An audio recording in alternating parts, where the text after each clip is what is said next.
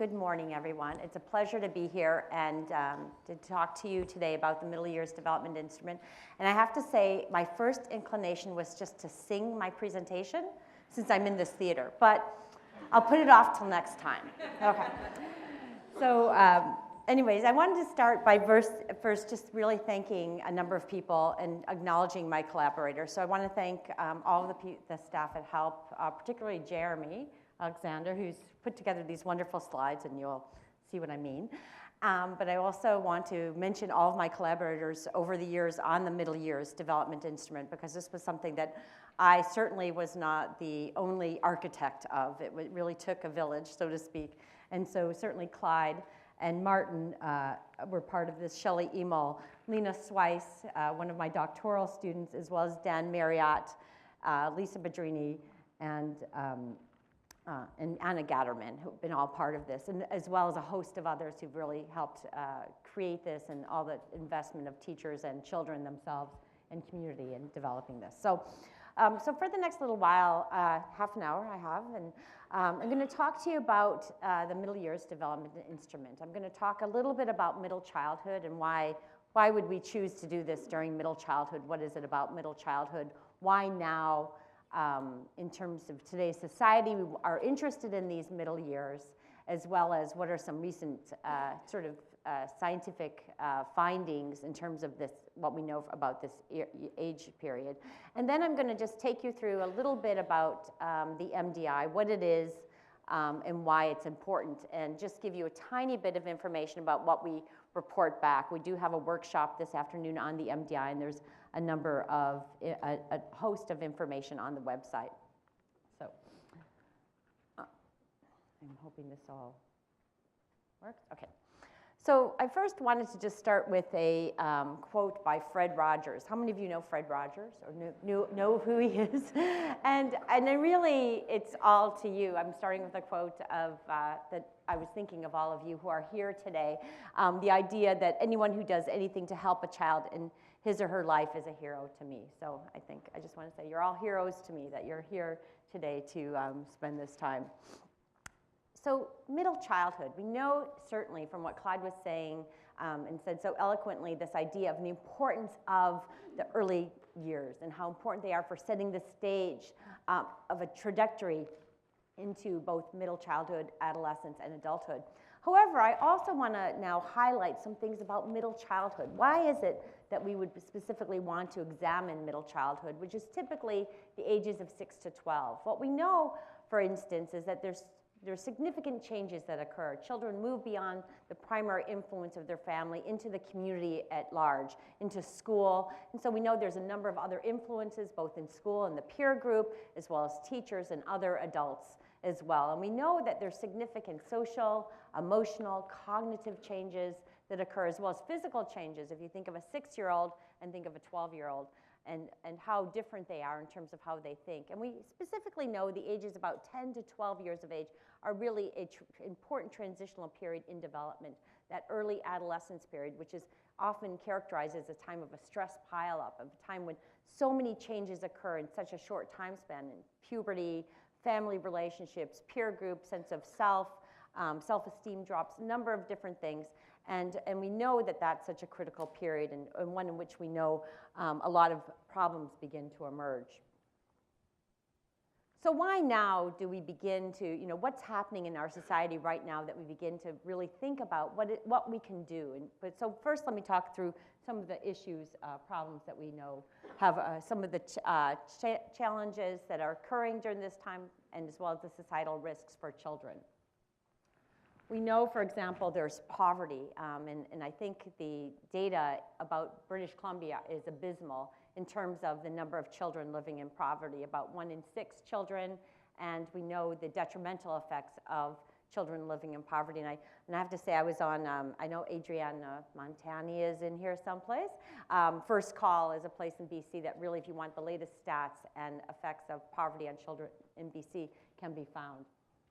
We also know that children are exposed to violence on a daily, weekly basis, both in their homes, through what happens on the playground and on TV and in the media. And has anyone ever heard of these video games?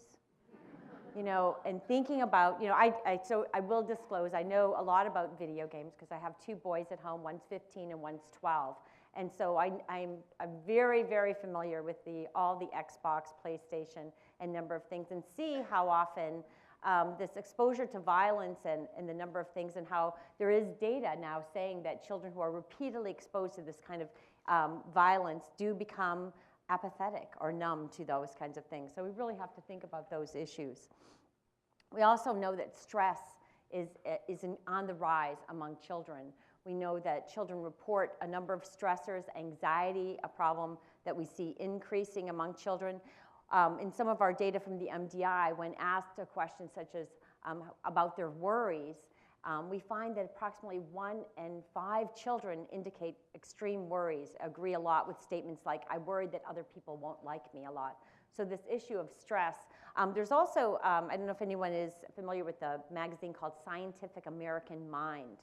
This issue, September, October, has a whole section focusing on children's development, especially about changing a child's mind. And there's a great article by Clancy Blair on the effects of stress on the brain development in the early years. And it talks about looking at cortisol and how finding that extreme stress during these early years, particularly among children in poverty, can actually damage their brain. So I'm not going to go into detail on that, but it's covered very well in that. We also know that bullying is increasing to be a problem. And I know just in the past couple of weeks with the suicide of Amanda Todd, the whole issue of bullying has really come to the fore for us in trying to think about this. But what we know about the middle childhood years is that this is a time where bullying really increases, and actually is at its peak somewhere around 6th and 7th grade. And aggression such as relational aggression or social aggression, that kind of backstabbing, exclusion, those kinds of things that really begins to rise around grade 4 and is particularly high among girls.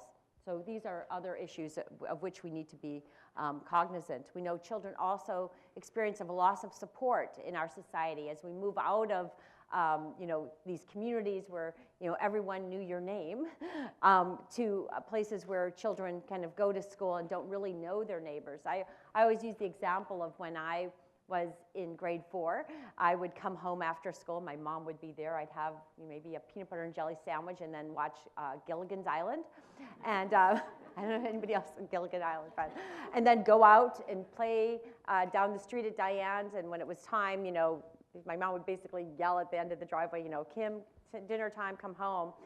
Whereas now, children come home, there's this mismatch between when school ends, which is 3 o'clock, and when the workday ends, which is 5 o'clock, 5:30. And we have a mismatch in this idea of how we support children during those after-school hours as well. And then we know there's a loss of role models, of having a number of other adults in a child's lives, and who are their role models in terms of finding things. As well as child mental illness, which again, we know that approximately 1 in 5 children, epidemiological studies show that have a diagnosable mental disorder. Approximately only 25% of them get the help they need. And if I think about, I teach in a faculty of education, we don't have any courses during teacher preparation that focus on mental health. And so the idea of how much, if teachers often are on the first line of identifying children during the school years and yet get no training, there's again a mismatch. And I think throughout I'm going to be, a number of mismatches between what we have. So what now? What are some things that we need to focus on? Well, we know we need to go from an idea of not just focusing on ill-being and this idea, even though I started with this, all that can and does go wrong, all of these problems. So really now beginning to figure out what factors lead to well-being. And well-being is not just the absence of ill-being, it also includes things like happiness and joy, hope, optimism. And what we know now, just from recent research, is that factors like this, these factors that promote a child's resiliency, help them overcome the odds, help them deal with the stresses in their life, and really moving to this of how do we promote these aspects of well-being. So we know that, in fact, so how many of you have heard the term resiliency? Hopefully most of you have. And it's something I've spent probably most of my career trying to disentangle and really try and understand what are those factors that help a child be successful despite the odds against them. And the odds might be, you know, coming from a home of an alcoholic parent or mental illness to other things like poverty, and really trying to understand what are the conditions, both what are the characteristics of children as well as what are the characteristics of the context that help promote that resiliency. What are those factors in which we can do? And what we know repeatedly from the research is things like optimism, having a sense of self-efficacy, having a good sense of self-esteem are factors individual to the child that help promote resiliency. But we also know there's a number of assets, and I'll be talking about those and how they inform the development of the MDI. One of the aspects in which I've spent the last decade of my research is looking at something called social and emotional learning. How many have heard that term, social and emotional learning? It's really a growing term. It's a movement that is happening with this idea that education, as well as both in school and after school, not only need to focus on academic achievement and, you know, and I like Clyde said this narrow aspect of just the academics, but also this idea of how children succeed in other dimensions of their social and emotional well-being or their social and emotional competencies.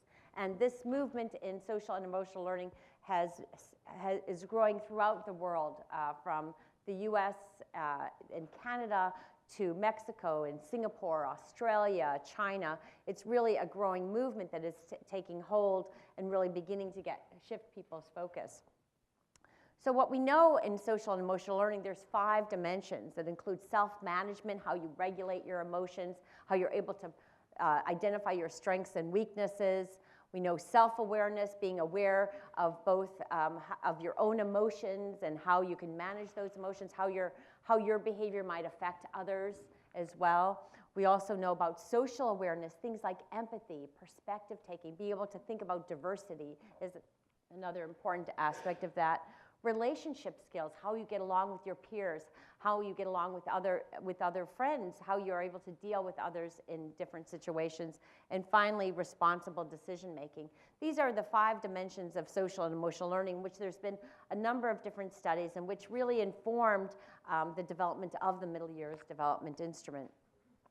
Now, so here's some of I'm just going to give you just a very small taste of some of the science behind some of these aspects of social emotional learning and resiliency. And just to give you a taste of some of these things, all of this research and literature informed the development of the MDI. So in a recent issue, again, I mentioned Scientific American Mind, there was a focus on some social and emotional learning programs and helping changing a child's mind. And I wanted to say one of the things is they focused on Vancouver in this issue because guess what? Some of the most innovative and groundbreaking research is happening right here in Vancouver in this area and really trying to figure out how this, and this is actually a Vancouver classroom, of a program called Mind Up. There also is recent research, and one of the factors, you know, social and emotional learning, but really one of the areas in which I've been doing a lot of my research is on things about empathy and altruism and the idea of how do we help foster this idea of caring and compassion in children. Now, what's fascinating to me in the last several years are a couple of research findings. One is some work by Felix Wernicke and Michael Tomasello out of the Max Planck Institute for Evolutionary Psychology in Leipzig, Germany. They started looking at, are we born to be good? You know, so some people have this notion that, you know, children are born aggressive, like savages, and we have to tame them because they will be out of control. So we just basically have to socialize them to follow the rules, so to speak. Some more recent research is finding that actually maybe we're born to be good. We're born, there's some innate aspect in which we're born to be helpful and to others, and that's how our species survived. And so they've put this to the test and did a series of experiments where they put 18-month-olds, it's great we have that 18-month-old going here, in an experiment. And they wanted to know if 18-month-olds, in a situation that someone needed help, so they did a number of different scientific conditions, and this is published in the journal Science. It's a very rigorous study, has many different things they controlled for. If an 18-month-old given a situation where someone needed help that they didn't know, a non-kin, if that 18-month-old would help with no expectation of a reward. The definition of altruism is doing something to help someone else with no reward. Okay, so let's see what happens. And this is just one little video clip here.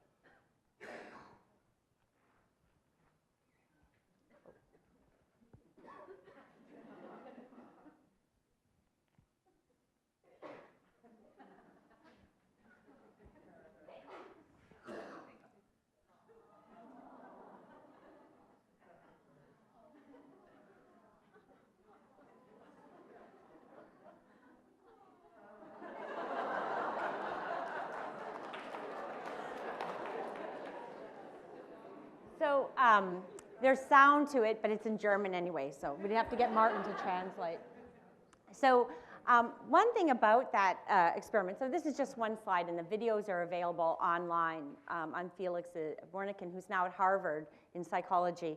But what it demonstrated was for a couple of things. One is that these young children, think about the sophisticated reasoning they must have had to have.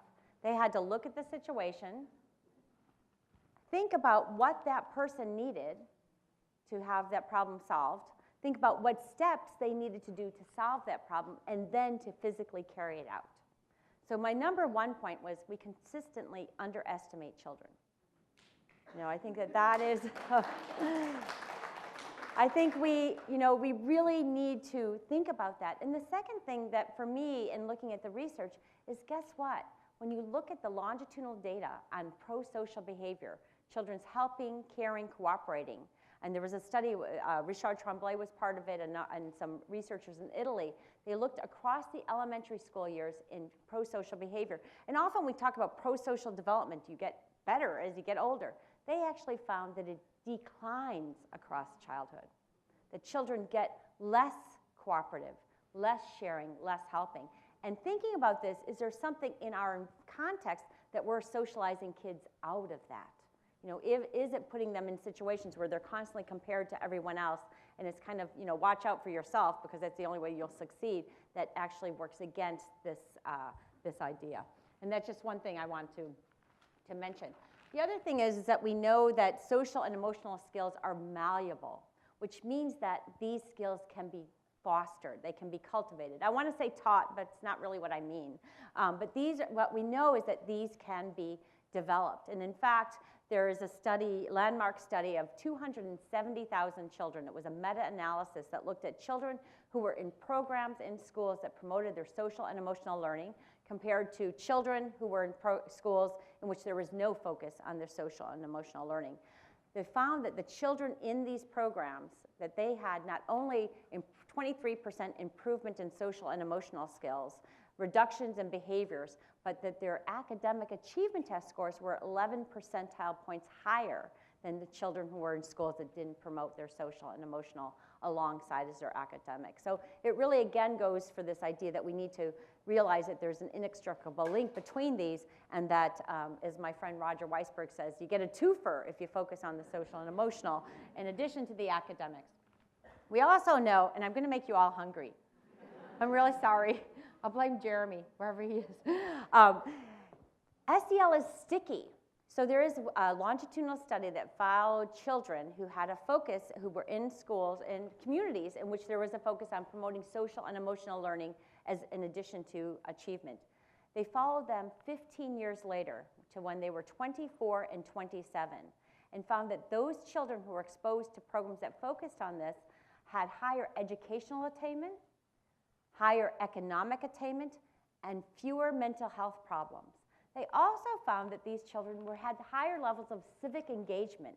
They were more likely to be involved in their community in a volunteer capacity. So again, this importance of this focus on these other dimensions of well-being. And we also know that social and emotional learning, the recent research on neuroscience and executive functions and self-regulation also points to a number of different components. We know, for example, more in the last 10 years has been learned about the brain than throughout all of history. And so we're beginning to understand these links between this brain development and how emotions and social relationships work.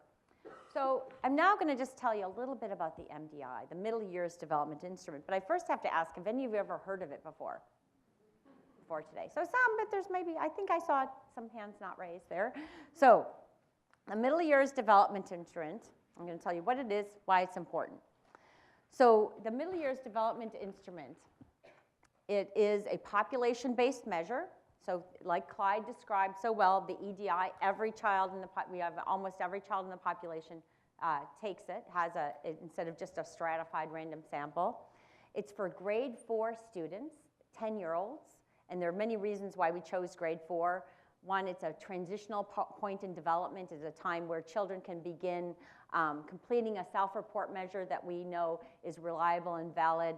We know it's an important time for prevention. We also know it's a time where there's other important skills. We know the foundational skills assessment is that time as well. It's a self-report survey. Now this is very interesting. We have children complete it themselves instead of having teachers complete it for them, because we believe that children can actually tell us with their voice how they feel about their life. And if we really want to know about their experiences, we have to ask them about their experiences. And we have 5 critical components that informed the MDI. And I'll just tell you these 5 dimensions. We spent, a number of years trying to figure out what were the best 5. So we found that it includes social and emotional development, as I mentioned, optimism, empathy, pro-social behavior, self-esteem, happiness, as well as sadness and worries. Connectedness, so we look at children's connectedness with families, with schools, with peers, and with neighborhoods. So again, it's their well-being both inside and outside of school. We look at school experiences, things like how they feel about school, victimization, how often they are bullied in terms of relational bullying, social bullying, as well as cyberbullying. We also look at physical health and well-being, nutrition and sleep, which Martin will talk more about. And we also talk about what they do during the after-school hours. How do they spend their time? Where do they go? Who are they with? But also not just what they were doing, but something so novel. What would they wish to be doing? Something so unique about the MDI in the earlier study that led to this is that it was one of the first times ever that children were asked not just what they were doing, but what they wished they were doing during the after-school hours. So the whole idea is a whole child in multiple contexts, the perspectives of children, and finally, throughout all of the MDI is the idea of relationships is central. And I want to go to this quote, and I know some of you, anyone who's ever been in a presentation with me sees this quote because I think it's such a critical one, but this idea that every child needs someone in his or her life who's absolutely crazy about them. And the research, 5 decades of research on resiliency found the single most important factor in promoting a child's resilience is relationships. And what we know from the research is that significant relationships with adults, both in school and out of school and in the community, has such large protective components of that. If children identify someone who is important to them, have an increased chance of success. And this quote was by Yuri Braun from Brenner. We also know that if you look at the UN rights of the child, this also speaks to this importance of having a child's perspective and really having them give voice to what they need and they want. And I have to say, I might seem, I'm hoping not, but maybe I do a bit defensive about our focus on a child's voice, because we have had some people who say, like, do children, can they really tell you what they think? Don't they just care about their Nintendo and other things? Aren't they just concerned? And I have to say that every time we've gone to speak to children, and we had them actually involved in the development of the MDI, telling us what they thought the questions we should ask them, that they always take it so seriously. And really, when we've gone to talk to them and told them that your voices, you are our teachers. You should help us learn about your lives. And I just want to underline, so I've told them that this would help make a difference. So you all have to go along with me now and help the data make a difference in the lives of children. Sorry, I'm holding you to it. We also know, one thing, I use this metaphor, so begin to understand this metaphor, of the richness of the soil. the idea of these ecological nutrients, which aren't something within the child, but are something that are actionable, are things that we as adults, as people in the community, can help shape a child's environment by enriching this soil. And some key assets that we've looked at with the MDI include supportive adult relationships in school and out of school and in the family, positive peer relationships, proper nutrition and sleep, positive school experiences, and participation in after-school activities. So these are the assets that we've looked at with the MDI. And when we also created an index of well-being, which includes these dimensions: optimism, self-esteem, happiness, overall health, and absence of sadness.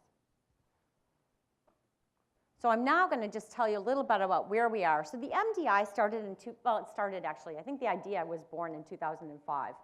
But the MDI really started to do its first pilot in 2009. So it's really new. It's really a new aspect, as Clyde mentioned. And it started in Vancouver as a district-wide pilot of 3,032 children. Then the next year, we gathered another two groups. We did Coquitlam and Revelstoke.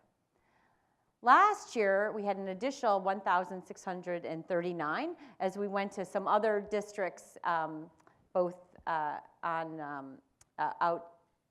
east and beyond, in more rural districts as well. And then we've grown more this year. This will include this year as we move to having, I think, 16 more districts on board for doing the MDI. So in total, as of this end of this year, next year, we'll have data from over 15,000 children in 4th grade. And we are, for the first time, piloting the MDI 7 with all the grade 7s in Vancouver, who, guess what? Lo and behold, were the ones who took it in grade 4. So we'll be able to follow those grade 4s and see that transitional time and see that, as Clyde was mentioning, the developmental trajectories. So I'm just going to show you a couple of maps. As I mentioned, there were dimensions of well-being. In Coquitlam, we found 51% of the children, and I should mention this a bit.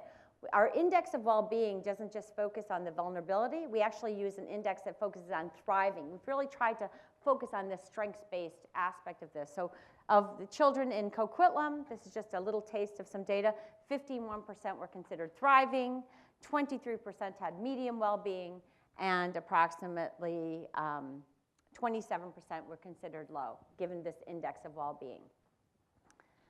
So let me first show you, how many of you know Coquitlam? Okay, I'll tell you, this is a map of it. These are all the, is there a group of Coquitlam people over there? Okay. So I'm just gonna run through this. So here's all the different neighborhoods in Coquitlam. And there are the index of well-being, as you see, look at the green. Focus on the green aspect. That's the number of children thriving, flourishing. And what you see is there's variability across neighborhoods in the number of children who are thriving. The size of the circle represents the number of children living there. Now I'm going to show you another map.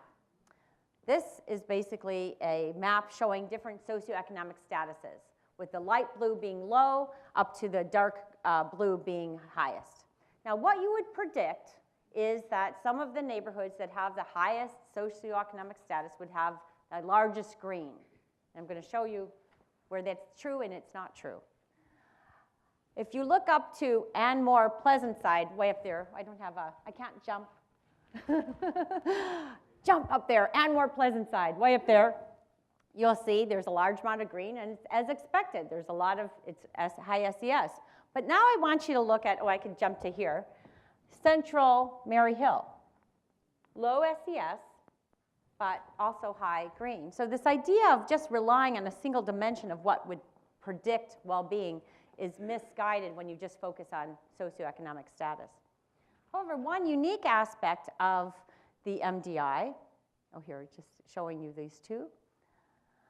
Well, the one thing is we actually have found also a relationship between the number of assets that you have present and how well your well-being is. From basically children who have 0 or 1 of these assets, that only 17% of them are doing well. Whereas if you look at, if you have all 5 of those assets, you have 88%. So then, although these are really dark, I realize with the projector, these are dark brown. So remember I told you about the richness of the soil? So what we did is we created these puzzle pieces that really represent how much the assets are present. So if it's dark, rich brown soil, it's dark brown. If it's medium, it's brown. And if it's really light brown, if it's no assets or low assets, it's the desert, the very light. So when you look at this map again of Coquitlam, you look at the neighborhoods. And so for each neighborhood, you could look to the extent to which those assets are present and the degree to which they are from high, medium, low. And so you see, again, tremendous variability in terms of the light as well as the light colors as well as the dark colors. Do you see those? So if you, again, look up at Anmore Pleasant side, you see that there is still, even though it had high SES and had a large green, they're doing very well in the after-school activities area, dark, rich soil, not so much for nutrition and sleep. And I want to point this out. If you look all around, not so good for nutrition and sleep for kids. So, but then you look at Central Mary Hill, and they have the medium brown for all. And again, it shows you with the SES, and I'm not going to go into that, but this idea that there's tremendous variability, but also that the assets, by having this dimension of it, not just tells you how well children are doing by having the index of well-being, it gives you a target for action and for moving to action, which leads me to then,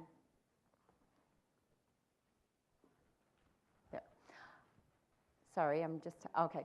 Well, I'm just going to tell you one thing. This is just the percentage of children, what they want to be doing. What do the majority want to be doing? What do you think they're doing? Yeah, so it's just, again, a mismatch. And finally, these are how we report. Schools get reports as well as community and mapping. These, again, are all available on the web. And sort of to end with this idea that we're now developing these tools for action. So when you see these assets, you see how your school is doing, you then can now move to action. This website, I believe today, it's premiered, this idea of MDI, the tools for action. And this will help people know what to do when they see their maps, when they see their information about their data of what they can do. And I want to end with just a quote that, by Roosevelt, that just basically says, we cannot always build the future for youth, but we can build the youth for our future. Thank you very much.